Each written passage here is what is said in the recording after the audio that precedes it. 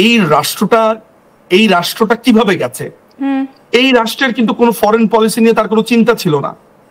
এই রাষ্ট্রটা চিন্তা করেছে সে কিভাবে ভারতের সেভেন সিস্টার্স দখল করার জন্য সে কেয়ারটেকার হিসেবে কাজ করবে।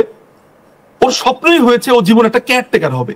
আমি যদি একটা ভারতীয়কে জিজ্ঞেস করি যে what you want to be, সে বলবে আমি গুগলের চিফ হতে চাই, আমি অমুক হতে চাই, তমুক হতে চাই। তো বাংলাদেশের রাষ্ট্রের চিন্তা হচ্ছে সে সেভেন সিস্টার দখল করতে চায়।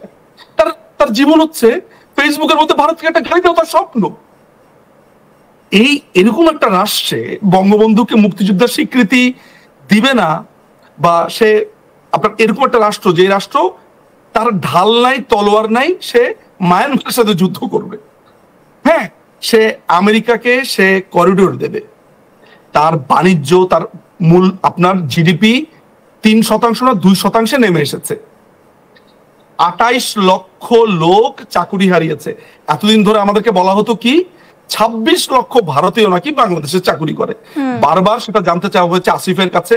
এখন যে কথিত এই লিগাল সরকারের আইন উপদেষ্টা, সে এটার উত্তর দিতে পারে না, প্রোপাগান্ডা ছড়িয়েছে। এখন দেখেন, মানে কার্মা ইজ এ বিচ, বলে না যে কার্মা ইজ এ বিচ। এত বছর ধরে কি বললো 26 লক্ষ ভারতীয় নাকি চাকরি করে, এখন আমরা জানতে পারছি 28 লক্ষ বাংলাদেশের চাকরি নেই। চিন্তা করেন, আমার কথা না, আওয়ামী লীগের সবচেয়ে বড় সমালোচক এইটার কথা দিয়েছে।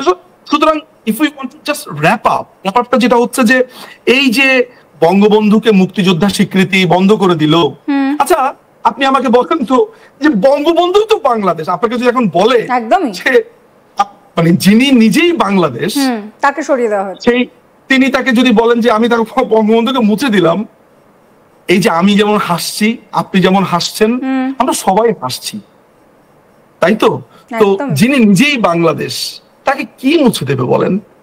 ওই যে আপনি মাঝে মধ্যে একটা মিম দেখতে পান না, যে নিজে যেই গাছে দাঁড়িয়ে আছে, নিজের অজান্তেই সেই গাছের নিচে কুড়াল মারছে, সে জানে না যে একটু পরে সে পতিত হবে।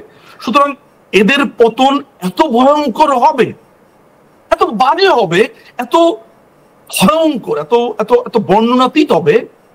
আমি এই টিভিতে এসে, আমি নিঝুম মজুমদার, সেদিন আপনাকে আরেকবার স্মরণ করিয়ে দিব যে এই বেঈমান, এই অকৃতজ্ঞ, এই মরিচের চিন্তায় ঘুমাতে না পারা, হাতের কেজির জন্য ঘুমাতে না পারা, মুরগির চিন্তায় ঘুমাতে না পারা, ডিমের চিন্তায় ঘুমাতে না পারা এই জাতি, ঠিক তার অবস্থাটা কি হয়েছে সেদিন আমি আপনাকে সে বলে যাব।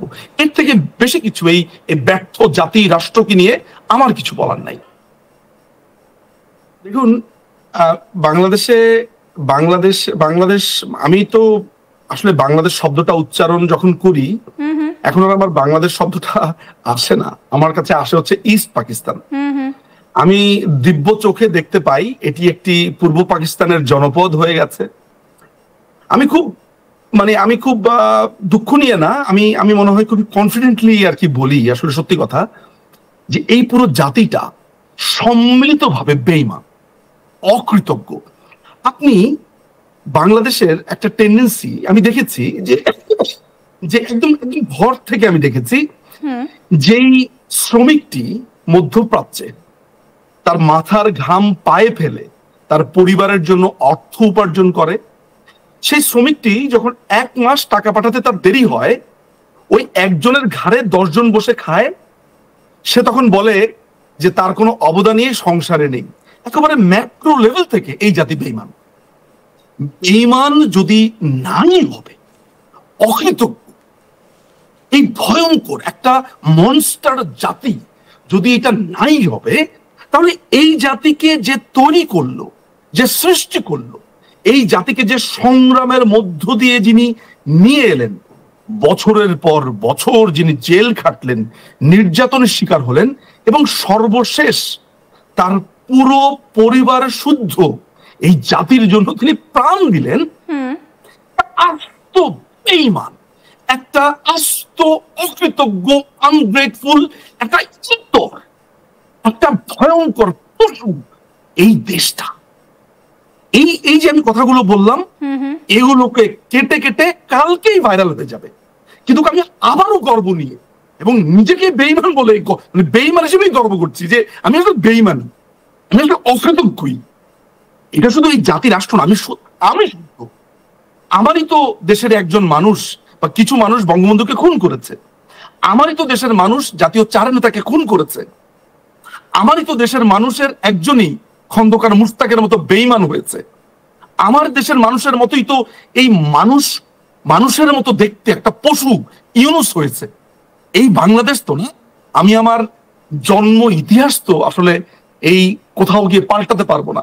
আজকে যদি আমি বলি যে বাংলাদেশি সবাই বেঈমান আর নিজের কথা না বলি, নিজেও এই আমরা প্রত্যেকেই তাকে অপমান করেছি, আমরা অকৃতজ্ঞ সেটা প্রমাণ করেছি, এবং সারা বিশ্বের কাছে এটা প্রমাণ হয়ে গেছে যে বাংলাদেশিরা আস্ত বেঈমান। কিন্তু এখান থেকে পুরো ভারত আমি বলছি, আমি আরেকটু শেষ করি। পুরো ভারত মুক্তিযুদ্ধের সময় বাংলাদেশকে যা করেছে, কোটি কোটি মানুষকে সাহায্য করেছে, অস্ত্র দিয়েছে, ট্রেনিং দিয়েছে, সেই ভারতকে এই বাংলাদেশটাই এখন শত্রু বানিয়েছে, আর পাকিস্তান তাদের সবচেয়ে বড় বন্ধু হয়েছে। এই বাংলাদেশের মানুষ আজকে বঙ্গবন্ধুকে সবচেয়ে বড় শত্রু বানিয়েছে, আর জিন্নার জন্মদিন পালন করে বাংলাদেশে। মোহাম্মদ আলী জিন্নার জন্মদিন পালন হয়েছে 5ই অগস্টের পর, সম্ভবত সেপ্টেম্বরের 2 তারিখ বা সামথিং লাইক দিস। এবং বঙ্গবন্ধুর জন্মদিন এবং মৃত্যু দিনে আওয়ামী লীগের নেতা কর্মীদেরকে জেলে পড়া হয়েছে, আর মোহাম্মদ আলী জিন্নার জন্মদিন এবং মৃত্যুদিন দুটোই পালিত হয়েছে, এবং বাংলাদেশের পলিটিশিয়ানরা সেখানে ইনভাইটেড ছিল, তারা সেখানে বক্তব্য দিয়েছে।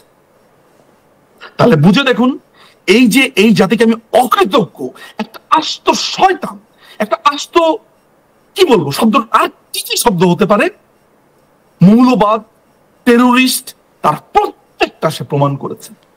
আমার এই কথা শুনে কারো যদি খুবই কষ্ট হয়, খুবই রাগে গাটা কাঁপে, তাহলে যেন তার পায়ের জুতোটা খুলে একটা আয়নার সামনে গিয়ে জোরে জোরে তার দুটো গালে ঠাস ঠাস করে দুটো বাড়ি মারে, তারপরে তার যদি একটু সম্বিত ফিরে আসে। আমার তো মনে হয় আপনার প্রোগ্রাম শেষ করে আমার নিজেরই তা করা উচিত। আগে নিজেকে বাংলাদেশি হিসেবে পরিচয় দিতে আমি রীতিমতো ঘৃণাবোধ, আমি রীতিমতো লজ্জাবোধ করি। মনে হয় মায়ের গর্ভের ওই গোপন কুঠুরিতে আরেকবার যদি ঢুকে যায়, কিংবা ওই বহেমিয়ান রাপসোডির ওই বিখ্যাত গানটার মতো, যে আমি যদি কোনোদিন এই বাংলাদেশে জন্মই না দিতাম, ওই যে ফ্রেডি মার্কারির বিখ্যাত গানের সেই লাইনটা, আমাদের একটা কবিতার লাইন আমি ছোটবেলা থেকে শুনে এসেছি, সেখানে খুব গর্ব নিয়ে বলা হতো, জাতীয় পতাকা হাতে স্পন্দিত